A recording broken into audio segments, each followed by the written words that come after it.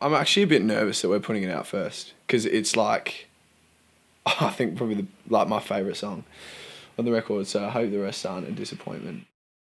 I was at a conference and I really felt God very distinctly say to me in my spirit that the healing is in the diving in. It's in the going head first. It's in being sold out. It was probably one of the first times I worship led since I'd been sick for like a pretty long stretch. Like I was sick for 6 months. I had a thing wrong in my throat and I couldn't really sing. But probably amongst that, like I was dealing with some mental health stuff that it was just a bad 6 months. It was like a rough year. I knew God had a plan for me. But I genuinely didn't think that I was good enough to walk through it, and actually walk in that plan. And it was a Sunday night service, which is always really rowdy at our church. And I remember we were playing this chord progression and I felt stronger than anything that my declaration had to be, I'm healed, I'm whole. Before I see it, before I feel it, while this thing in my throat still hurts, while I can't sing properly, while I'm not confident, while I'm doubting, while I'm not trusting, I'm healed, I'm made whole. And so I ran back into our green room. I was just listening to the voice memo. I can hear the front of house still going. I don't really know why. I just jumped off stage and started recording that, but apparently that's what I did.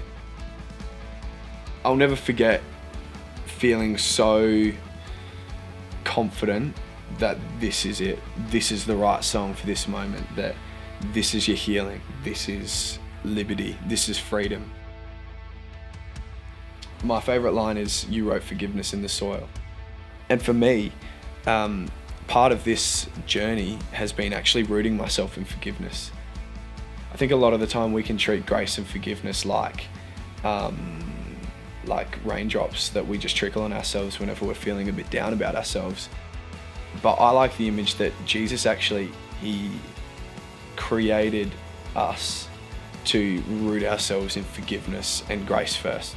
And that's what we root ourselves in, the truth that he has forgiven us, that he loves us. We don't root ourselves in our failure or our calling or our gifting, because all of those things fade. But what will never fade is the grace that he has supplied to us, the grace that the cross delivered for us. And so when I say he wrote forgiveness in the soil, I like to think it as Jesus, the creator God and the Savior King, actually came and put those two things together, creation and salvation, and said, plant yourself in this, plant yourself in nothing else but this, grace and forgiveness. And so when I think about you wrote forgiveness in the soil, I'm thinking, man, that's the kind of soil I need to plant myself in. It's not the kind of water that I need to water myself with, because the water dries up. All of those things that we like to water ourselves with dry up, but we're actually called to be planted in good soil, in the best soil, which is the grace and forgiveness of Jesus Christ. This song has been one of originally I wanted it to be this melancholic lament, but what it's become is a praise song, praising God for the healing, praising God for the wholeness, praising God for the covering, praising God for the renewing, for making all things new.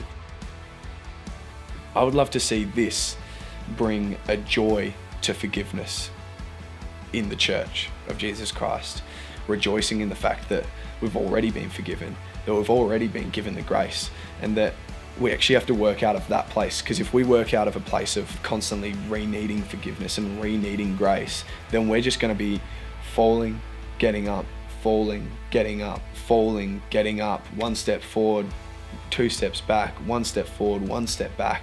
And I think when we choose to plant ourselves in forgiveness and plant ourselves in grace, the fruit of that is living a righteous life and living as a holy creation and a loved creation.